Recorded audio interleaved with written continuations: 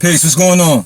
So, I want to speak briefly about the thing that we call the Holy Spirit and some other things in relation to all of that. So, number one, the Holy Spirit just doesn't exist on Sunday in the church. You understand what I'm saying? The Holy Spirit is much more than a concept of Christian ideology. You understand? The Holy Spirit has always been and always exists. You know what I mean? As you seek the Holy Spirit outside of yourself, you go somewhere and you know, you want the Holy Spirit to come down, and this is what we hear in church. The Holy Spirit is going to come fill the room up. But the thing is, you got to remember is what's going on in the church is an invocation. The music, the drums, everything, you're making this music, fast beats, so on and so forth. You're invoking an energy at that particular time, and not necessarily will that energy be holy, because what defines holy? You know what I'm saying? What defines an energy or frequency coming upon someone and it manifesting itself in a holy manifest? You understand? So I've seen the Holy Spirit roll up on people. You know what I mean? And when we notice how it rolls up in such a way where it's very unhealthy, or it seems. People eyes roll in the back of their head, they fall on the ground, they rolling all over the place, they spitting up, you know, just bugging out, look like they're having a seizure or something. So sometimes I have to wonder if that's a Holy Spirit that's being brought down. Because see, I know and understand that man is composed of spirit.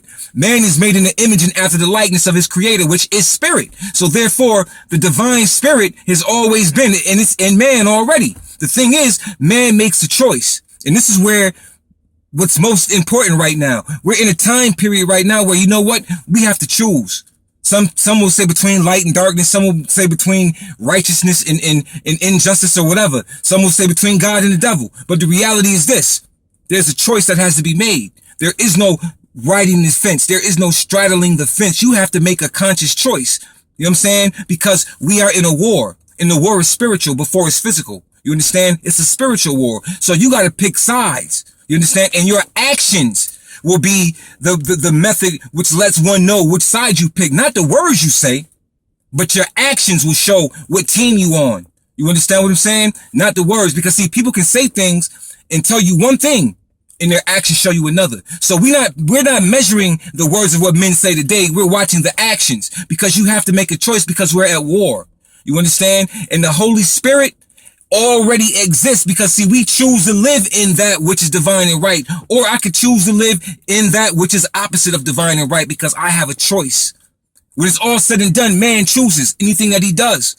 He makes a choice. Even though we want to blame it on external forces or factors, when it's all said and done, ultimately you make the last choice. You make the choice. So here's a choice right now.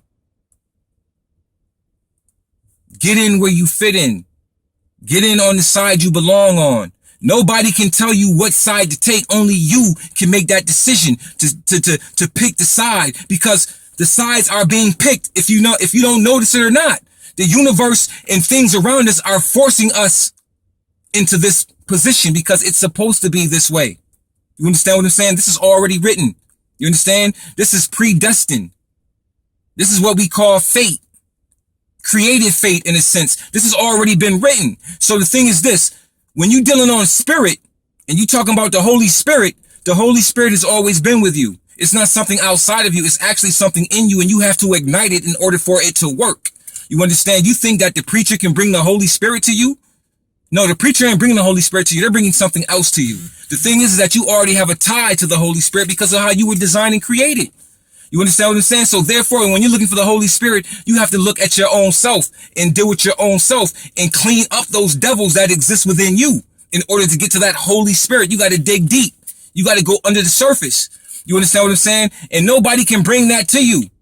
Just like there's a Holy Spirit, there's the opposite of holy.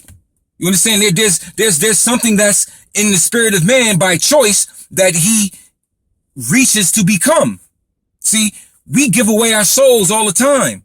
And some of us don't give away our souls. Some of us want to keep our soul and help others keep their souls while they're constantly giving them away without even knowing that they're giving it away. You understand what I'm saying? So you got to watch out for the rituals you participate in. That's going on around you all day long and every day. There's rituals going on around you all the time. And when you participate in them, you are actually showing your allegiance. You're picking sides by your actions. Remember that. You know what I'm saying? Nobody can invoke or bring nothing down that's holy for you. You do that with yourself. You understand what I'm saying? You tune into your Holy Spirit because it's a part of you and it exists in you. Also, it's not something outside of you. It's around and in you. It's on you and in you. You understand what I'm saying? So stop seeking the words of other people and listen to what they're telling you because they're leading you astray on purpose. This is the science of followers. You need followers in order to go somewhere. But the point you should be asking yourself is, where are you being led to? That's the point. You understand what I'm saying? So with that, know and understand that sides are being drawn. You're going to have to take a side, and you're choosing sides all day long and you don't even know it. And somebody's taking note of who's doing what and what's doing what. And in a minute, you're going to see the outcome of the sides you choose because it's war. Peace.